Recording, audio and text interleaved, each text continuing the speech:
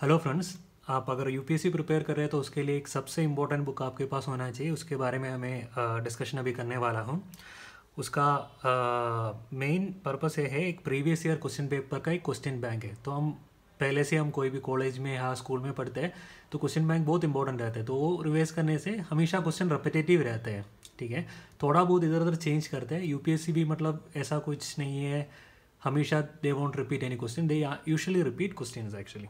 तो उसके लिए एक बहुत बढ़िया बुक है, अरिहंत पब्लिकेशंस का है। तो उसमें आपको जो पिछली 25 साल का जो 1995 से 2019 तक जो क्वेश्चन है आपको मिल जाएगा। खास बात यह है उसके साथ आपको उसका एक्सप्लेनेशन भी मिल रहा है। ठीक है, विद डिटेल एक्सप्लेनेशन। चलो देखते हैं इसका क्या क्या इंपॉर्टेंट चीज़ क्या क्या है। ओके,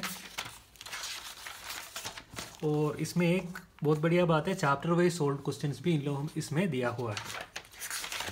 तो पहले हम देखते हैं क्या क्या कंटेंट रहता है। पहला जो 1 to 11 पेजेस में सोल्ड पेपर है 2019, 18, 17 का, जो पिछली 3 साल का जो सोल्ड पेपर है वो मैं दिखाने वाला हूँ आपको।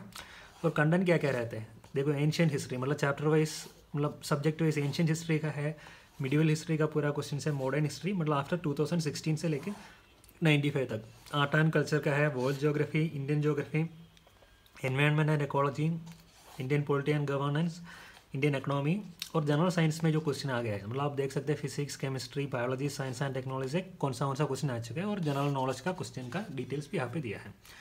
ठीक है,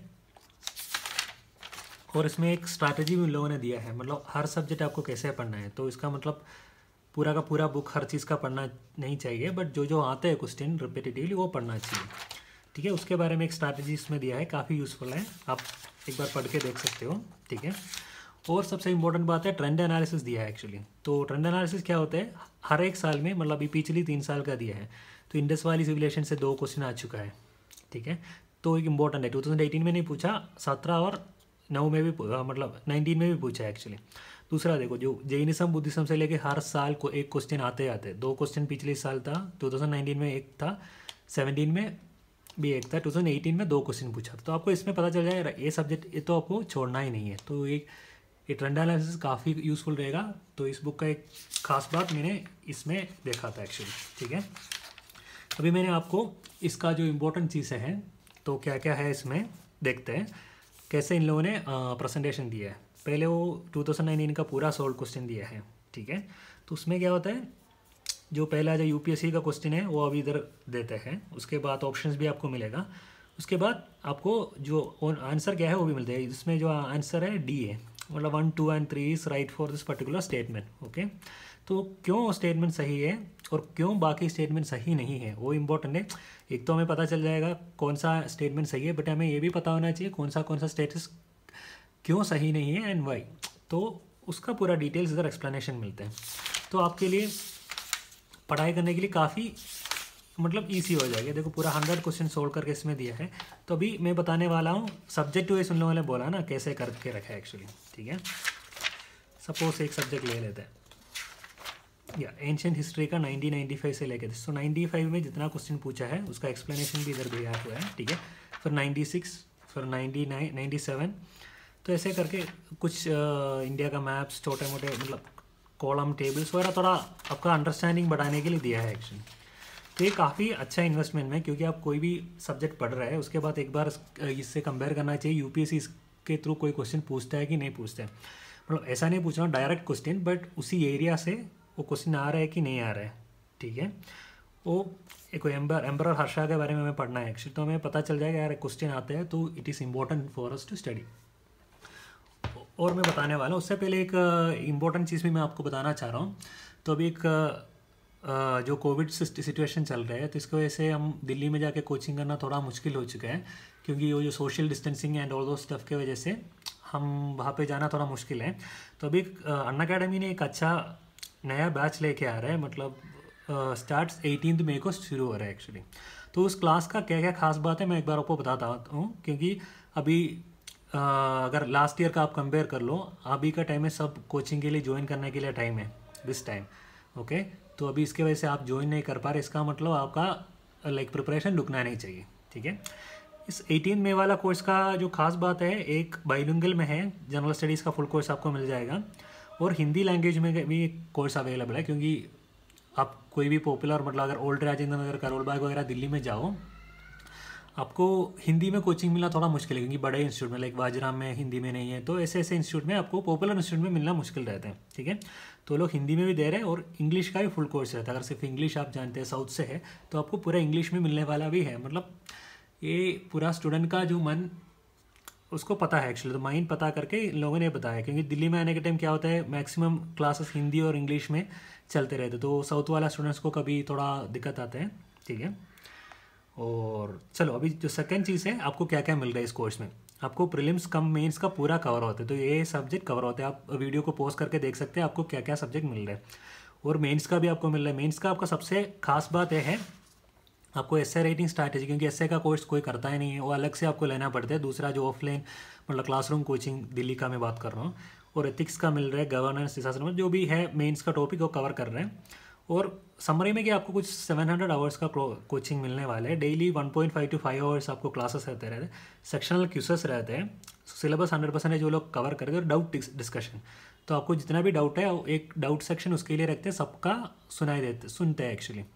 तो डाउट सेशन आप क्लासरूम का अभी सोचेगा तो इतना इजी नहीं है। सपोज मैं वाजराम में पढ़ाई कर रहा हूँ, तो उधर 400 से 500 स्टूडेंट बैठा है, सिर्फ आगे बैठने वाला स्टूडेंट ही क्वेश्चन पूछने वाले, पीछे तो तुम बहुत दूर है।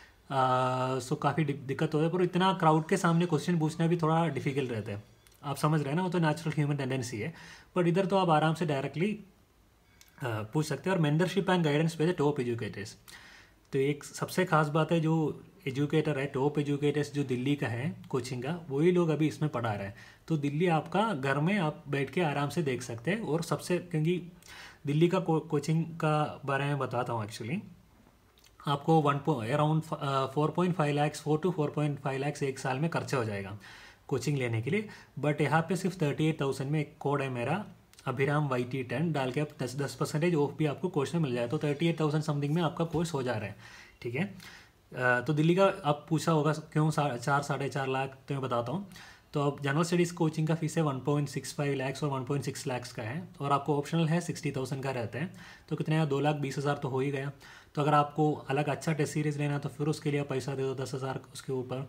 उसके बाद अगर CSAT एप्टीट्यूड में आपको प्रॉब्लम है तो 20,000 लगते हैं उसका कोचिंग के लिए, तो 2.5 लाख तो हो गया। फिर रहने का खर्चा मैं बता रहा हूँ, एक रूम सिंगल रूम आपको मिलने के लिए कम से कम 11 से 13,000 आपको ओल्ड राजेंद्र नगर और करोल बाग में देना पड़ेगा, क्योंकि सबसे कम प्राइस में बता रहा हूँ। ठीक है, अगर लकी है तो आपको मिल जाएगा, तो वो पकड़ो। फिर खाना पीने का 7,000 पकड़ लो, तो 20,000 तो हो गया। तो 10 महीने के लिए 2 लाख हो गया। ऑलरेडी आप 4.5 लाख क्रॉस कर चुके हैं। ठीक है, तो ये सब चीज़ आप 38,000 दे दो और घर पे बैठ के आराम से देख सकते हैं। और सबसे खास बात है, ये जो क्लास अगर मिस हो गया दिल्ली में, अगर एक बार आप क्लास में नहीं आया कोई बीमारी वगैरह से, फिर आप वो क्लास तो आपको हमेशा के लिए मिस हो गया, बट ये रिकॉर्ड होकर आपको मिलता है, कभी भी कहीं भी आप उसको देख सकते हैं। वो इसका खास बात है। और सबसे इंपॉर्टेंट चीज़, मेन टेस्ट सीरीज़ आपको अलग से लेना पड़ा है, तो वो विषन वगैरह का 20-25 हज़ार लगते हैं, बाजराम का भी 15-20 हज़ार लगते हैं। उस चीज़ आपको फ्री में मिल रहा है, और जून में आपको स्टार्ट हो रहा है। और आंसर राइटिंग का कोर्सेज मिल रहे हैं, वो तो कोई देता ही नहीं है। और करंट अफेयर्स कोर्सेज भी वो दे रहे हैं, उसके लिए अलग से चार्ज करते हैं वाजराम और अलग इंस्टीट्यूट वगैरह, आपको पता है। और इंटरव्यू प्रिपरेशन कोर्सेज भी आपको फ्री में मिल रहे हैं, क्योंकि दूसरा इंस्टीट्यूट में आपको कोई 1,500 ऐसा कुछ पे करना पड़ता है इंटरव्यू में अगर क्वालिफाई किया तो। और ऑप्शनल कोर्सेज आपको फ्री मिल रहा है। आप सोचो 60,000 का जो कोर्स रहता है आपको फ्री में मिल रहा है, एंड अनलिमिटेड टाइम आप देख भी सकते हैं। क्लास मिस हो गया तो कोई टेंशन नहीं है। ठीक है, तो आप कैसे प्लस का सब्सक्रिप्शन लेने बता रहा हूँ। अनअकैडमी का जो ऐप जो डाउनलोड कर लो, उसमें प्लस का ऑप्शन मिलेगा, तो उसमें गेट सब्सक्रिप्शन में आपको क्लिक करना है। और अलग अलग ऑप्शन है, 1 महीने के लिए अगर देखना चाहे तो आप 8.5K में आप देख सकते हैं। बट वो उससे अच्छा है 12 महीने का ले लो तो मंथली 3,742 पड़ेगा, तो आपको काफ़ी सस्ता प्राइस में आपको मिलने वाला है।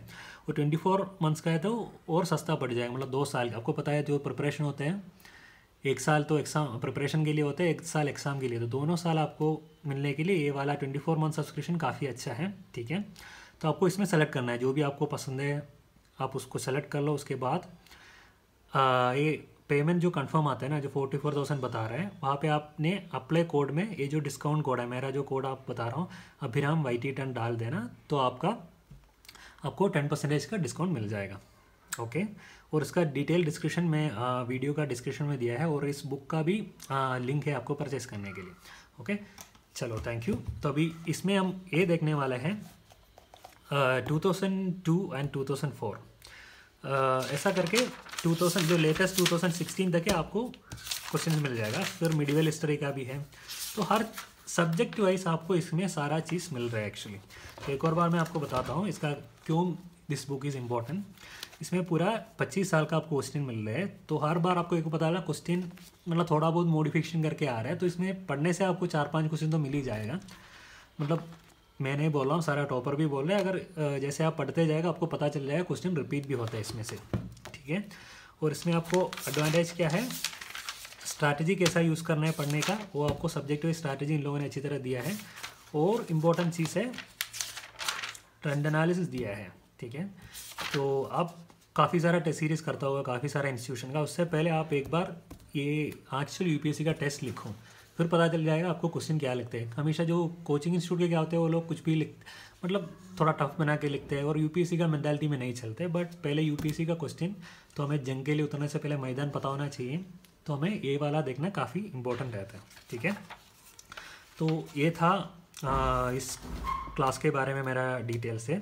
और अगर कोई भी आप नया ज्वाइन करना चाह रहा हूँ, सपोज़ अभी न्यू बैच जो मई में शुरू हो रहा है अनअकैडमी का, तो काफ़ी अब हाँ लाइक यूज़फुल रह सकते हैं, क्योंकि अभी अब दूसरा ऑफलाइन जो क्लासरूम क्लासेस आप जा नहीं सकते, तो you can go for this. तो जो भी दिल्ली का टॉप एजुकेटर वहाँ पे पढ़ाते हैं तो आपको इधर मिल जाएगा, इसमें ऑनलाइन थ्रू आप देख सकते हैं, ठीक है।